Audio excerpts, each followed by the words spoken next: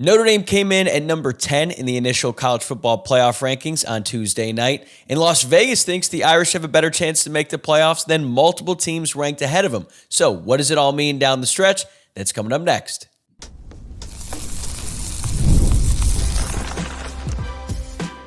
You are Locked On Irish, your daily podcast on the Notre Dame Fighting Irish.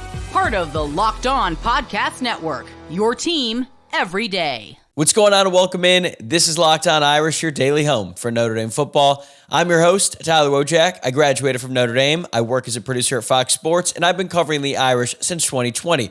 It is great to have you here on Wednesday, November 5th, and thanks for getting your day started right here by making this your first watch or listen of the day.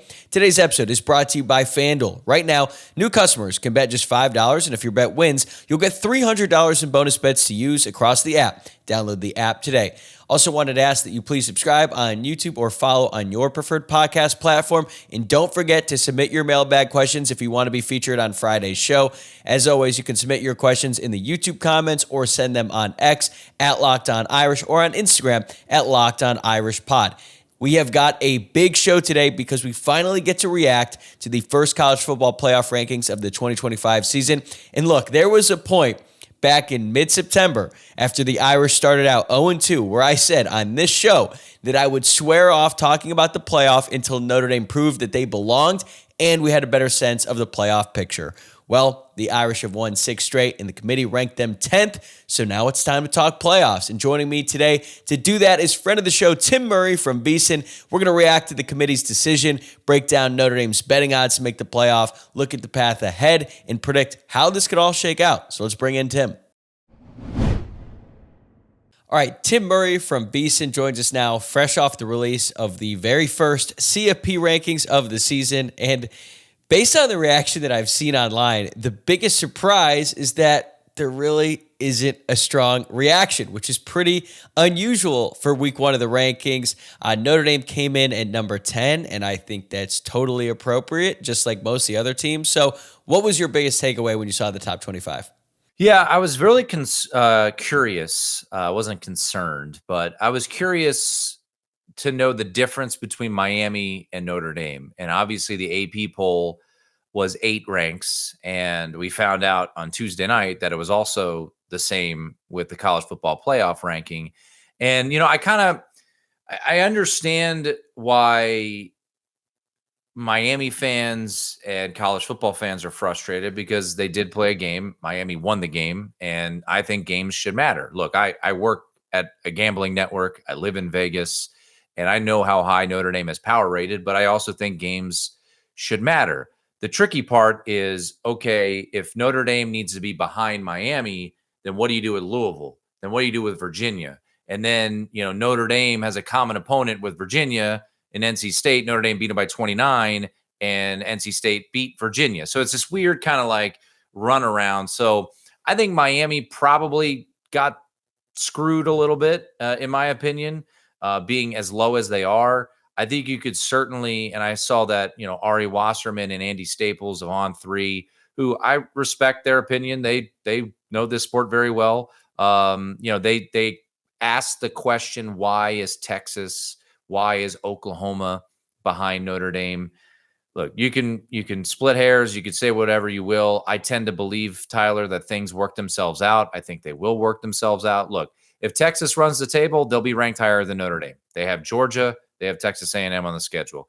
If Oklahoma runs the table, they'll be ahead of Notre Dame. They play Alabama in a couple of weeks. If Notre Dame runs the table, I think Notre Dame fans should feel very confident that they're making the college football playoff. And I will say the one thing that did make me happy as a Notre Dame fan was look who showed up at number 24, a team that's not in the AP poll. And it was nice to see old Pittsburgh pop in there at 24. And now that game next week, not assuming that Navy's a win, but we can talk about that later. But that game next week certainly feels a little bit bigger now that number 24 is by Pitt's name, but they're not in the AP poll. So I did think when I saw the rankings, to be honest, Tyler, the first thing that jumped out to me was, oh, Pittsburgh's ranked. Great. That makes that game next week a little bit juicier. Right, and they could have a ranked matchup this weekend had Navy knocked off North Texas, but instead they lose 31-17. Even if Navy had been ranked, I'm not even really sure that the committee would have put too much weight into that game because Notre Dame housed a ranked Navy team last year, and I don't think that ever came up down the stretch. But I'm with you. I think things are going to play themselves out. On Sunday, I was curious where Notre Dame would fall in the AP because even though the College Football Playoff Committee doesn't necessarily look at the AP, they're usually pretty similar. This year, I think the biggest discrepancy is Iowa is ranked 20th. They are not even ranked in the top 25 in the AP. So there is some wiggle room there. But when Notre Dame came in at 10 and Miami was ranked 18th, I was thinking I'd be pretty surprised if Miami was ranked higher. And also, Notre Dame, before these rankings even came out, they had the 7th best odds on FanDuel to make the college football playoff at minus 350. And there are teams ranked ahead of them right now, like Oregon, like BYU, and like Texas Tech, who have worse odds than Notre Dame. So what does that tell you about where Notre Dame could ultimately end up in these rankings? Well, I think you look at Notre Dame and the remaining schedule. Obviously, they're a 26.5-point favorite, depending on where you look. This weekend against Navy, they will be a 3-touchdown plus favorite in the final 2 games of the season. Syracuse, and if Syracuse starts whatever that was at quarterback last weekend, Notre Dame might be a 7-touchdown favorite based off of what we saw from Syracuse. Stanford, they'll be a 3-touchdown plus favorite.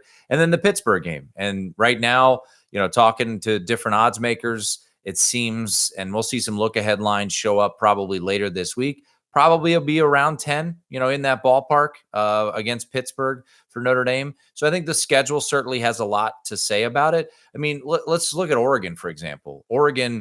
I think Oregon has, and I said this on my podcast, Tyler, earlier this week, I think Oregon has to be a little bit worried, right? If they win out, they're fine, obviously. But them coming in at 9 tonight, and I know this isn't an Oregon podcast, but you asked about the odds. You look at their schedule. They've got Iowa this week. They're a favorite, around 6 points favorite. I think they could lose that game. I think they could lose that game. Have you seen the weather? I have not. It is going to be disgusting in Iowa City this weekend. I'm talking high of 50 during the day, but the temperatures are going to get down into the high 20s, 80% chance of rain, and not just like a little rain shower. I'm talking over a 1/4 inch of rain, steady downpour throughout the afternoon, and then that could turn into snow and sleet in the evening. And that just feels so perfect for an Iowa team who has just won 3 straight. That number keeps going down. I'm telling you, I would not be surprised if Iowa knocked them off this weekend. Yeah, I bet Iowa in the first half, took 3.5 with Iowa in the first half in that game. But then they have USC. They get them at home, but I think USC not traveling out of the Pacific time zone maybe will make their coach who complains about everything maybe a little bit happier. And then they have Washington, a team that I do like. I think in the reality is, I think the Big Ten feels comfortable saying there'll be 3 teams. I'm just not comfortable saying it's going to be Oregon. BYU, look, BYU is a 10-point underdog this week against a team that's ranked below them. The Big 12, I think, has to feel good about where they sit right now with Utah being ahead of the highest ranked ACC team. But you look at just the numbers, BYU still has to go on the road to Cincinnati. They play Texas Tech this weekend. And then let's say they split those games and then they go back ultimately into the Big 10, Big 12 championship. Where are we at there? So I think that is why you're seeing Notre Dame's odds at what they are. It's funny because before the first rankings came out, Tyler, I was curious. All right, is Notre Dame going to be behind Miami? Are they going to be a little bit further down than the AP? And I think Notre Dame fans, like I said to start, I think they have to be very happy with where they are right now. And they went out. I'm not convinced, and I know we'll talk about it, that they'll be able to. Anything's possible. I don't know if they're going to be able to get up to hosting a playoff game. It's possible, maybe getting up to 8. It's not crazy.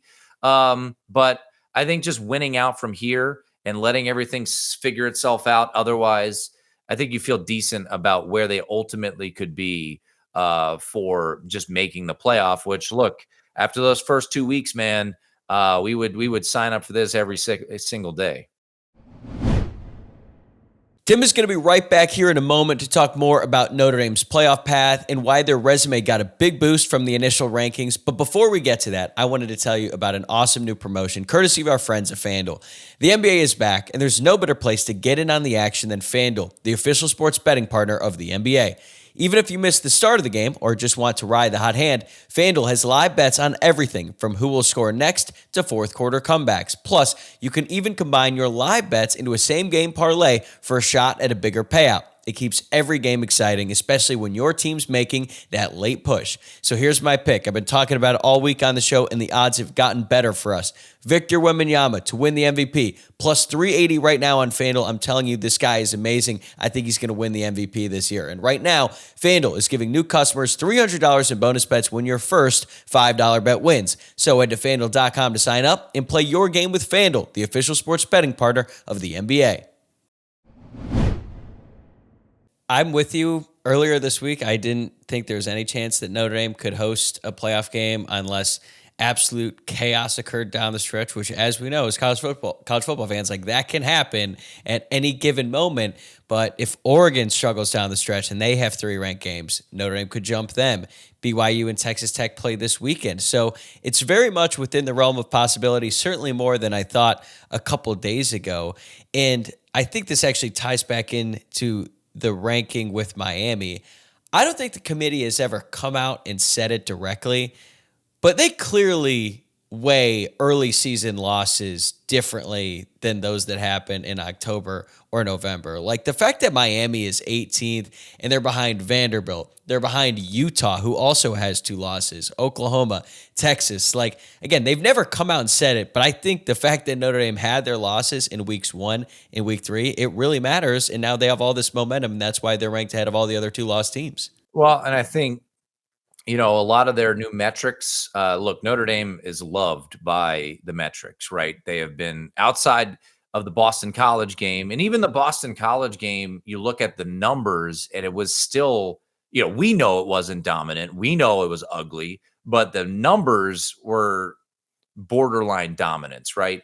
And, a buddy of mine, Brett Ciancia over at Pick Six Previews, he puts together in-season data. And you look at Notre Dame's performance against Arkansas, that is one of his highest graded games of the entire college football season because of the dominant performance that they had against Arkansas. And look, this is a Notre Dame podcast, so I won't get the collective eye roll. But if I said that on my show, people would be like, it's Arkansas, whatever, man. But Arkansas is a team, while they're 2-7, they lost to Texas A&M by 3. They lost to Tennessee by 3. They just blew a lead to Mississippi State, unfortunately, from my betting standpoint. But regardless, like Brett Ciancia, who, I don't know how much his numbers compare to what we see in the room there, but he's very computer based. That is the 4th most impressive performance of the college football season, Notre Dame's win over Arkansas, in his database. The 11th most impressive college football performance amongst Power 4 teams was Notre Dame's win over NC State. So Notre Dame has 2 of the 11 most impressive performances according to his database. And I think a lot of that, if I look into where we're at in the room there with the committee, I think a lot of that is numerically based. And I think a lot of that helps out Notre Dame here and why they ended up being number 10. And if you're a Texas fan, if you're an Oklahoma fan, if you're a Miami fan, yeah, you're probably frustrated. And look, I remember back to, what was it, the year Notre Dame beat Michigan, Labor Day week, 2018. And there was a conversation when Notre Dame was undefeated and they were kind of not playing great. And there was a conversation like, well, should Michigan be ranked ahead of Notre Dame? I'm like, what are we doing? Like, they played each other and Notre Dame won the game. Now, the difference is Notre Dame was undefeated. Michigan had 1 loss. The only loss was to Notre Dame. But I understand the frustration if you're Miami. And like, look, you look at it right now, man. Miami's odds have plummeted to make the playoff. They're around like 5-1 to make the college football playoff. And the argument can be said here. Miami has a better win than Notre Dame. Notre Dame's best win is USC, who checks in at what, 2021, somewhere in that ballpark. And actually, they are 19th, I believe. 19th. Okay. So, but all that being said, I think Notre Dame has to be thrilled with where they're at. And now, we thought all along this season, Tyler, as they started to kind of put together these wins, I think if they win out, they're going to be able to make it. Well, here we are on November 4th as we record this, the night of the first playoff rankings. They're sitting there 10th. They were in the projected bracket, even with Virginia and the G5 team being a part of it. Notre Dame wins out. It feels very hard for me to envision them not being in the field, and that's all you can ask for. Losing, look, I'll say this. I was not going to be upset wherever they showed up today, unless they were like unranked, right? Because you lose 2 games, you kind of put it in their hands. And that's what I've said all along. If Miami had been ahead of Notre Dame, I'd be like, well, they played a game and Miami won the game. Like I couldn't have been upset about it. But the fact of the matter is, here they are at 10, and now go win out, and you're going to be in the college football playoff. I'm very curious to see how the ACC plays out. And if Miami gets to 10-2, do they slowly creep up, and do they knock on the door of Notre Dame at 10-2? I mean, we'll get there if we get there, but I think a couple things. Obviously, the ranking was the best part, but I do think Pittsburgh sneaking in at 24. Here's the thing, Tyler, that I was thinking about, and I don't know, maybe I'm crazy. So Notre Dame playing Pittsburgh first, I think, is beneficial because Pittsburgh has 3 straight games. They go Notre Dame, they go Georgia Tech, and they go Miami. Notre Dame beats them first. They're going to get credit for that. There's a reality where like Miami doesn't get credit if they had lost 3 in a row, right? And then similarly, you look at USC's schedule, and USC's schedule, they have Northwestern on Friday night, then they play Iowa at home, and then they go to Oregon. The USC win, at least for a little while, should hold some weight because they shouldn't lose on Friday as a 2-touchdown favorite to Northwestern. And then they get Iowa at home, where they've played vastly different than when they've played on the road. And they get Iowa off the Oregon game. So in theory, USC is going to keep building up, and I think that'll continue to benefit the Irish as well. So I think some of these schedules are kind of working out in their favor potentially when you look at, how things could potentially play out here. And there's a chance that Miami just loses to Pitt because they have looked awful as of late. And everything I've heard about what's been going on inside the Miami locker room ever since they lost to Louisville. And honestly, it started before they lost that game. And then once you take that L, if there's tension in the locker room, it's really going to ramp up after that. And I think we actually saw that play out on the field when they lost to SMU. But Notre Dame is in a good spot here. I do agree with you. If they win out, they're in. But they have a game against Navy this weekend. They're huge favorites, despite the fact that Navy is 7-1. And you already mentioned that they're likely going to be around 10-point favorites against a ranked Pitt team because Pitt has a bye this week. So next week, they're probably going to be ranked even higher than they currently are. So if Notre Dame takes care of business on Saturday, that game against Pitt is going to be their last big test. Obviously, they didn't have a ton of style points against Boston College, to say the least. And it was actually pretty funny listening to Booger and Greg McElroy talk about how Notre Dame has just looked like a significantly better team as of late. And Reese Davis actually had to correct them. He's like, yeah, except Boston College. It's like, yeah. They just immediately moved on. Like they just admitted that was a clunker and kept it rolling because they had looked a lot better. But do you think style points even matter for Notre Dame going forward? Or do they just need to take care of business from this point? I think at this point, I don't think style points matter. I think the margin is so thin up top. I think it's really going to be challenging when you look at the teams that are ahead of Notre Dame. Okay. We can, if you want to go all the way up to the top, I mean, it's probably not even worth discussing, but Indiana, Ohio State, and Texas A&M are all undefeated, all have big wins. Obviously, Texas A&M beat Notre Dame, which still, pains all of us thinking about how that game ultimately unfolded. Alabama, Georgia, all have big wins. Georgia has Texas next week. Alabama has Oklahoma coming up. Like, I don't know. I'd be curious what the ceiling is for Notre Dame from a seeding standpoint. I think they could get up to 8. That is a possibility in hosting a playoff game. And so that's helpful. I think there's no wackiness about the auto bids. I think also you got to remember this, the change of the bracket, I think massively helps out Notre Dame, right? Like think about right now, if Notre Dame was, if this was last year, you would have the 3 seed would be BYU, the 4 seed would be Virginia, which just makes me want to vomit in my mouth. And then, Notre Dame would have been the 11 seed. So they would have been hanging on to the last one. Now they're one spot higher. It gets them one spot closer to potentially getting a playoff game. So I don't know if style points necessarily matter. I will say this: style points clearly mattered in the 6-game winning streak. Clearly. Beating NC State by 29, beating Arkansas by 43. Boise State, unfortunately for the Irish, them losing Maddox Madsen, that win is not going to look good because that team is a disaster with their backup quarterback, and they're probably going to not win that conference anymore. But I don't know. I don't think style points matter necessarily. That all being said, Tyler, if they beat Navy by 3 this weekend, it's not going to look great. So I think kind of doing what they're supposed to do and taking care of business. Look, I would have loved for Navy to beat North Texas. I do think there's a bit of, I don't want to say this because, we've seen plenty of Navy games that have given us heartburn, but that defense is just not very good. And, Temple probably should have beat that Navy team. Teams have had success against them. We've seen an Air Force team have a lot of success against them who can't stop a lick defensively. So, unfortunately, the road gets really hard here for Navy, where it's, North Texas last week, then it's Notre Dame, then they play, I know they have Memphis on Thanksgiving. They also have South Florida. So it's like a really rough road here for Navy. So that win's not going to age all that well, but I don't think so. I just, don't win in overtime against Syracuse. Don't win for me. Don't win by 2 against Stanford on the road.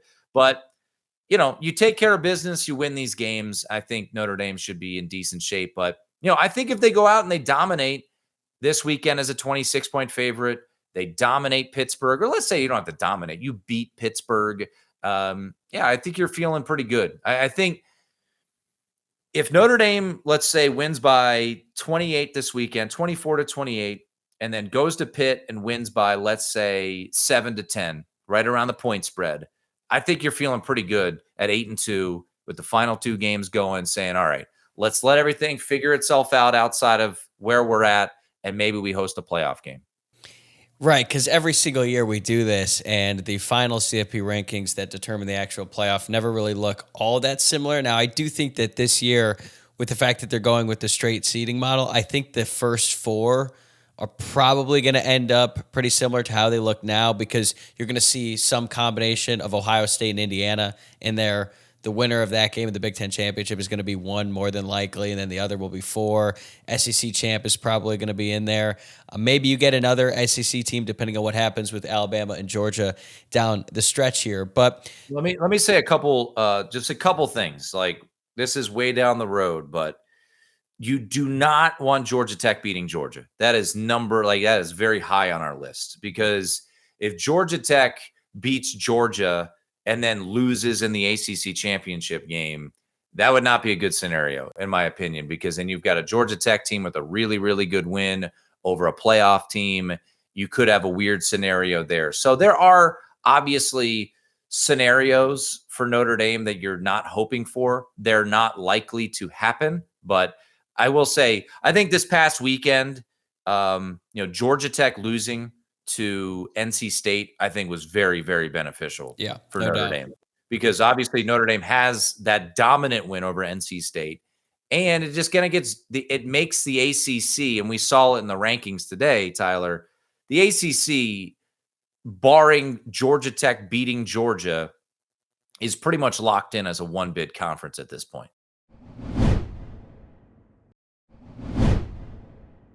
I know, which is pretty funny because they have 5 teams ranked in the top 25, but the highest ranked team in the conference is Virginia at 14. And then they got Louisville right there behind them. I think Louisville could make some noise here down the stretch. They only have 1 loss this season, which is to Virginia. And, you never know with Jeff Brom and that team. Like, he's due for a big upset every year like he did against Miami, but then usually they blow it the following week. They were able to avoid disaster, and they were able to beat Boston College. They play Cal. They got a home game against Clemson, which doesn't really look good. At least just in terms of like, that doesn't really look that tough anymore. They go on the No, road they're not against playing SMU, well. and then they play at home against Kentucky. And being from the state, like, I can tell you that game gets weird every single year, despite Yeah. what the records may be. But when we talk about Notre Dame relative to these other two lost teams and how these different doomsday scenarios, for lack of a better term, could impact Notre Dame, the way that the committee is talking about them, the fact that they're already ranked the highest among all the two lost teams, like, I just think the committee is so high on them that as teams lose in front of them, they're just going to keep moving Notre Dame on up. Yeah, I mean, I think, Texas is definitely got an opportunity to jump them, but Yes. is Texas going to win out? I mean, I think that's They the got question. Georgia and Texas A&M. Plus And if- Arkansas. Tricky. Well, and look, I'll say this: if Texas wins out, they deserve to be ahead of Notre Dame because they would have wins over no doubt. Oklahoma, Vanderbilt, in this scenario, A&M, Georgia. and Georgia. Okay, yeah, they jump Notre Dame. Is that Arch going for to happen? Heisman back on. Right. Is that going to happen? Probably not. Oklahoma, similarly, right? If they win out, they deserve to be ahead of Notre Dame. Are they going to go to Tuscaloosa and beat Alabama in a revenge spot? I don't think so. But they were very impressive over the weekend. So, look, I think nationally you can split hairs and say that Notre Dame should be behind Oklahoma and Texas. And that's fine. I would listen to it. But the fact of the matter is they are not. Could those teams jump them? Yes. Is it likely that they will jump them? No, I don't think so, because I don't think though that's going to play out the way that we see it, unfolding there. Utah with 2 losses, I don't think they're going to jump Notre Dame unless they work their way back into the Big 12 championship. And then, Tyler, you're looking at a scenario where it's like 11-2 Texas Tech, 11-2 Utah. So you look what's behind them. And I think the only weird, wacky one is the Miami situation, where if they run the table, is there a Baylor, what was it? Baylor and TCU from 2014. The first year of the playoff. Weeks, the final week. So look, I think ultimately Notre Dame fans have to be very happy of where they're at here. And like I said, a little while ago, you got 2 losses, man. You don't really have much room to gripe about anything. You had an opportunity to take care of business. Like, think about how different everything is if they beat Texas A&M. They've got 1 loss. They're probably, I don't know, 7 or 8, and you're feeling very comfortable, and even with a little bit of wiggle room. But it didn't happen. The snap was dropped, the hold wasn't called, whatever. And obviously Notre Dame is sitting where they're at. But to be in this situation with the first playoff rankings with 4 games to go, being a heavy favorite in all 4, you got to be thrilled. And hopefully that game on Saturday at Boston College kind of woke them up. And I'm hoping that's the case, right? And looking way ahead here, do they start to get some health returning, right? Is Shrouth going to be back for the playoff? Are some of these pieces that have been lost, going to be back? Is Gabe Rubio going to be back for the playoff? So I think Notre Dame, should be thrilled with the roster intact right now, Tyler. They should win all 4 of these games. If they don't deserve to be in the playoff. And I think that's the way you should look at it right now. If you lose to Navy or Pitt, you don't deserve to be in the playoff. If you beat them out and win all these games, here we go. And I think when you look at the odds right now, and I've been surprised talking to some people that I respect from a gambling standpoint, and I know you've got a couple that you work with as well, Notre Dame is a top 5 team in most power ratings out there. And I think that also plays to their advantage of where they are right now in the eyes of this committee. I'm glad you bring that up, because as we wrap things up here, I was going to ask you, is it safe to say that Notre Dame would be favored over every single 2-loss team on a neutral field? It certainly felt like things were trending that way just based on the way the committee was talking about them. And I know that shouldn't be the maybe, final factor, the most determining factor, or anything like that. But that stuff does matter. And I think it matters in this scenario, especially this early on when there's still so much football left to be played. But I'm guessing you're going to say they are favored against all of those teams, because if they're ranked in the top 5 in the power ratings, I guess a better question would be then, what is it about this Notre Dame team that the metrics, the odds makers, they all love about them? Yeah, it's a great question. I've actually never posed it that way. I should. But yeah, I know some people, and this was like a week or two ago. So I don't know if the Boston College game changed anyone's perception of Notre Dame and how the power ratings look at them. And Texas played better last week. That was probably one of their best games, maybe for 50 minutes. Yeah. I mean, good God. Which side were you on in that game? I had Texas money line from earlier in the week. Okay. So, I was going to say, if you had, there was a pretty tough beat there at the end.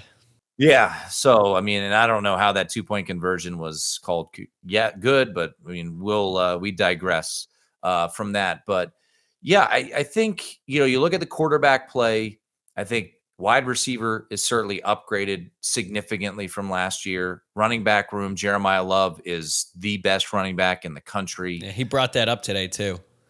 The committee, the head of the committee even said they have the best running back tandem in the country.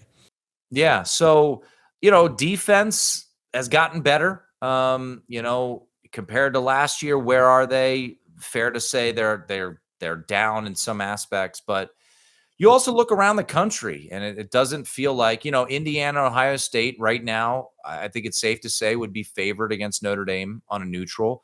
Depending on who you ask, Oregon might be favored against Notre Dame on a neutral. A&M, I don't think would be. I think Notre Dame would still be a favorite over them. Texas is kind of the interesting one. Their power rating has certainly taken a hit quite a bit this year, but it might be back on the rise after these last couple results. But they still did fortunately beat Mississippi State on the road, fortunately beat Kentucky on the road. Both those teams are borderline bowl teams this year. So I think the sheer dominance that we've seen from them these last 6 games, I know, oh my gosh, Kyle, I'm forgetting his name. He does ratings, and I'm kicking myself because I follow him. Kelly Ford, excuse me. There it is. Kelly Ford does like a most, if one possession results were flipped, this is what the rankings would look like. And Notre Dame was number 1 in the country, right? Because they lost their 2 close games and then they boat raced everybody else. And I think that plays into why the power rating is high. When you look at some of the, closer games, the bounces didn't go their way. And then every other game has been sheer dominance by this Notre Dame team. So that certainly helps them. There's no flukiness about any of their wins. You look at post-game win expectancy, I believe of all 6 of their wins, I want to say it's like 99% or higher, right? So I think there is that aspect too. So we'll see how it plays out here. Hopefully, like I said, hopefully that was a wake-up call last week on the road against Boston College. I know all of us were not thrilled about that performance, but you got out of there with a 2-touchdown win, and now you get Navy. It's a night game. I imagine the atmosphere will be really good. Extra juice there because it's a night game and all of that. So hopefully Notre Dame kind of takes care of them like they did against Army and they did against Navy. And I think as a Notre Dame fan, for years, Tyler, I'm sure you felt the same way. A lot of these Navy games, especially when you think back to, the nightmare of 2007 and then the 2009 game and the 2010 game, how those games played out, 2016 in Jacksonville. It feels like because of the athletes on offense and what we've seen defensively, hopefully Notre Dame is able to, get a couple stops early and kind of just stretch it out like they did against Army and Navy last year. I totally agree. At this point, there's no excuse for Notre Dame to come out flat. You got your clunker out of the way last week against Boston College. It's actually kind of funny, too, because you bring up that NC State game and how it's valued so highly among the metrics. Like, I didn't walk out of that game feeling that great about the Irish, but then, you go out there and you see NC State not only beat Georgia Tech, but put over 50 points on them. And meanwhile, Notre Dame held them to 7 in that game. So it's funny how you evaluate things in the moment, and then it just completely changes as the weeks go by. Yeah, I mean, you look at the first half, Notre Dame's up, they kick a late field goal. There were a couple turnovers. I also think, too, as frustrating as the red zone nightmares have been, that actually helps Notre Dame metrically. I don't know if that makes sense, because they've been moving the ball. So that kind of like works in their favor of like, well, they moved the ball. They were just unable to convert, necessarily. So, you look back to that NC State game, they had a turnover on downs. I think they were stopped, if I remember correctly, at the Price fumble. 4th and 1. and then you had another turnover. Like, you look at that half, and then the second half, after the 3 and out to start the second half, they dominated that second half. So I mean, look, this team's getting better. It's exciting. Clearly, they seem to be locked in, and it's, I hate to say it because, we've seen Notre Dame have stinkers before, but it's a 2-game season right now. You've got a 7-1 team in Navy who can be weird, and they've got a good quarterback coming into town. And, if you don't score every possession, things can get uncomfortable. And then you've got a Pitt team who, look, they're dealing with injuries. I can't stand their head coach, but they've got a pretty good quarterback. So we'll see. But I don't know if you've talked about it. I think the noon start time works to Notre Dame's advantage. I used to think it didn't, but I think it being noon there in Pittsburgh, I think actually benefits Notre Dame. So, we'll see. But excited that it was the number 10 spot, and I think this is a good spot to be in for the Irish, and everything's ahead of them. I certainly would not have thought that. I thought that Saturday night in Texas A&M, that end of the game, everything, I was like, season's lost. Is this, you were texting, like, is this team, are things going to slip through their fingertips? Or, you're going to see decommits come in, all of that. And credit to Marcus and credit to the players and everybody. Chris Ash, I'll give him credit. They've turned it around here, and they've played much better football. And now you've got 2 big games in the next 2 weeks. You take care of business, and then you're talking about playing in the playoff and debating whether or not it's going to be a Friday night game or a noon Eastern game on December 19th or December 20th. I hope we can have those conversations. And remember to check out Tim on the VSiN College Football Betting Podcast 3 times a week, plus his college football tailgate show every Saturday, 9 a.m. Eastern, to get you ready for the full slate of games. Tim, thanks as always for the time. And like you said, there's a point back in September where we weren't sure we would ever be talking about Notre Dame in the playoffs, at least not this November, because we thought they might be out of it, but they're very much in it. And I look forward to doing this again soon. Yeah, fired up, man. Appreciate you having me on. All right, that's going to do it for this episode. Thanks again for making Locked On Irish your first watch or listen of the day. Please subscribe on YouTube or wherever you're listening to the podcast. I'm going to be right back here tomorrow morning with my full preview of the Notre Dame Navy game. But before I go, I wanted to ask if you could send your thoughts and prayers to the people in Louisville affected by the awful plane crash that happened on Tuesday evening. As most of you know, I lived in Louisville for most of my life. The city means a lot to me. I still have a lot of friends who live there. If you're watching on YouTube, you can see literally the Louisville skyline behind me every single day when I do this show, and seeing the photos and videos after the plane literally exploded was it was really horrifying. We don't know all the details at this point in time. Multiple people have already been confirmed dead, and it just is an awful situation. So I'm sure there are a lot of good people out there who could use all the help they can get right now in that city. So if you're the praying type, think about the people of Louisville today. I'll see you guys tomorrow.